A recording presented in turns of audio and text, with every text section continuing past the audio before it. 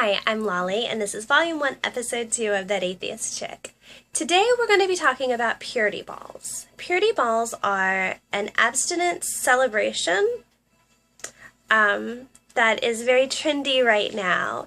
And think of it kind of like a mini wedding where a little girl marries God and her daddy until she's really ready to marry someone outside the family. That's a little bit of oversimplification, but as we get into this, you're going to see not really that much. First things first, what exactly is the Purity Pledge and the Purity Ball? This is their website. I'll give them a free plug, Generations of Light. And when you click on their website and the first page, their homepage, their splash page, is the pledge, considering this is a purity ball about little girls pledging their purity, you would expect the pledge to be the pledge that the little girls sign. But it's not. This is Daddy's pledge, and it reads, I, choose fill in the blank, I, fill in the blank's father, choose before God to cover my daughter as her authority and protection in the area of purity. I will be pure in my own life as a man, husband, and father.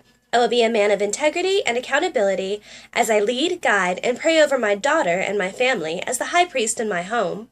This covering will be used by God to influence generations to come. So, let's talk about what's wrong with this first and foremost. Christians are not supposed to pledge. That would be Matthew 5:34 through 37, and again in the book of James 5:12. You're not supposed to be taking pledges. So right off the bat, we got strike one. Strike two, nowhere in the New or Old Testament is the father of, or the husband of the home referred to as the high priest. It doesn't happen. This is just some sort of made-up gobbledygook title that the Wilson family made up to make you feel better about this whole thing. Thirdly, this is supposed to be about God. This is about a girl pledging her purity to God and her father until she is ready to embark on that wonderful journey with her husband, assuming that she is a heterosexual female. So the third big issue I have with the dad's pledge is, considering this is supposed to be all about God and God's will, God really doesn't play that big of a role in this whole pledge. This is kind of just dad strutting around like a rooster, talking about his power and his importance. If God were really an important part of this ceremony, I would think that it would play up more. So you can dismiss the third point as just personal opinion, but it's a little fishy. Speaking of being fishy, I had a bit of trouble tracking down the pledge that the little girls take. I did ultimately find it. Let me pull it up. But I found it at the, there it goes, at the Hollywood Purity Bowl. I found it on their website, free plug for them. So the daughter's pledge, I, fill in the blank, pledge my purity to my father, my future husband, and my creator. I recognize that virginity, please pay super close attention to this part, okay? This is really, I think, the crux of my entire argument about why these things are just batshit crazy. Quote, I recognize that virginity is my most precious gift to offer to my future husband. I will not engage in sexual activity of any kind before marriage, but will keep my thought and my body pure as a very special present for the one I marry. Now, there's also a repledging if you've been promiscuous or engaged in sexual behavior and you want to repledge yourself. They just have a couple of added sentences and you're good to go. So, the fact that we are teaching little girls that the very most important thing of value she has to offer another living human being is her virginity is disgusting. It's misogynistic. It's incredibly outdated, assuming there was ever a period in time where it was okay to say this. And it's incredibly damaging to one's idea of self-worth. And you're setting these little girls up for failure.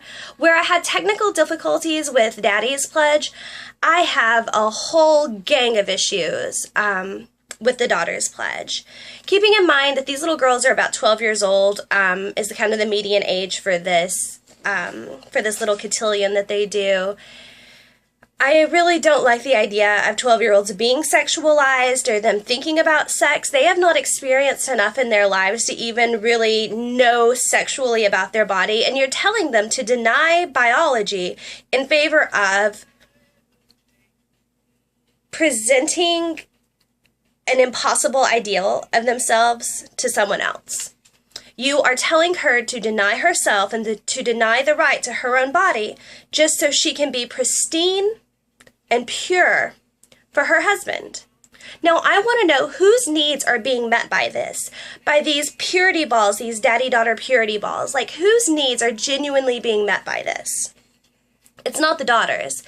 In lieu of giving them actual education and information to help them prevent the spread of STDs and, of course, unwanted pregnancy, instead of educating them, we want to just shame them into believing that this is a horrible, awful thing about them they should be ashamed of, and it's really just disgusting and something that they shouldn't even acknowledge exists within them. Sex is a precious thing that should only be between a husband and a wife, obviously. I mean, you know that's true because all of the televangelists are always so faithful.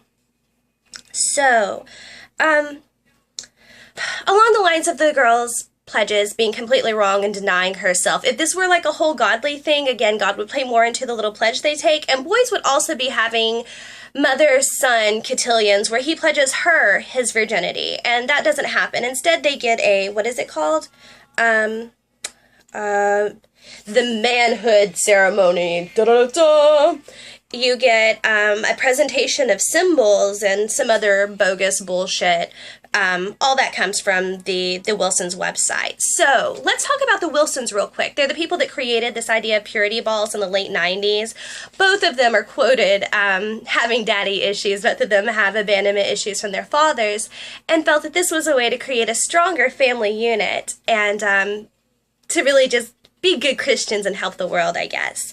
And they're helping the world at the tune of $93 per person that attends. That's not per couple, that's per person. So you're looking at $186 for a couple, for your father and your daughter, for a father and daughter to attend.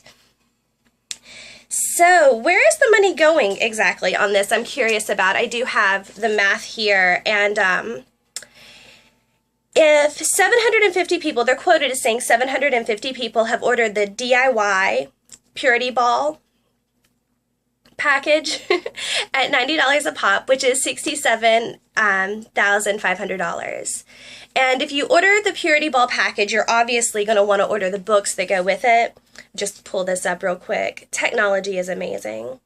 Let's talk about the School of Grace, which is the little girl's book that she gets. And let's talk about, real quick, quote, School of Grace teaches girls God's design of them as young women, how to create lovely environments of welcome and beauty, and the basics of hosting. The ladies will also practice the charm of posture and mingling, valuing others, asking wise questions, how to formally set a table, and many other venues of beauty. School of Grace nurtures the unique qualities of being a lady and celebrates all that God has created women to be. So, isn't that just heartwarming?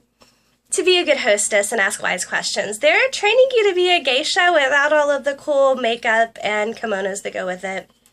So, why are these things why is this so trendy? What are we trying to accomplish in doing this? You are meeting the needs of the fathers by giving them a false sense of security, because 5 years after abstinence pledges are signed, over 80% of the people that signed them don't even remember doing so. So that says, obviously, they're not taken too seriously and they're considered rather disposable. The fact that all of this gobbledygook and pledges are wrapped up in pretty sparkly dresses and a special dance with daddy and an evening all grown up and very akin to a wedding or a prom, what little girl doesn't want that? Why doesn't that sound like a great idea? All of the pomp and circumstance and the dog and pony show they make it into seems amazing. But turns out all those girls take their dresses off at the same rate. People that signed an abstinence pledge actually had 0.01% fewer partners in a given year than people that did not sign a purity pledge, and still averaged the same number of sexual partners per year. as non-pledge signers. So whether or not you sign a piece of paper really has nothing to do with whether or not you're going to have sex. But what studies have shown is signing this piece of paper does make you 10% less likely to use any sort of protection, birth control or otherwise, when they do engage in sexual behavior. And they are more likely to engage in high-risk sexual behavior that is more likely to contribute to the spread of STDs, such as oral and anal sex. So, back to whose needs are being met by these pledges. Daddy gets a false sense of security. The Wilsons are making out like bandits. At the rate they're going, and this is only from 2006 because those were the latest numbers I could find, they would have $2.79 million coming in just based on purity balls. That's it. That's not book sales. That's not special engagements where they speak, any of the donations that they get, because there's a donate button on their website, of course. $2.79 million. So I think the Wilsons are the only ones whose needs are being met here, because they get the money. Our little girls get taught that sex is shameful, that they are nothing more than a shell that carries around a hymen and a baby maker for boys to use, and that's their only purpose in life. And that they should be misinformed, ill-informed, and totally left clueless about the realities of sex, so when the time comes they can make horrible decisions that will inadvertently affect their lives forever. That sounds like a great game plan. I'm glad the Christians had this under control. Abstinence education has really, really just eliminated teenage pregnancy, so maybe at this rate they'll be able to tackle world hunger by next year. There's a kitty knocking on my door, so I think that means my time is up. Guys, I don't want you to think like me. I just want you to think.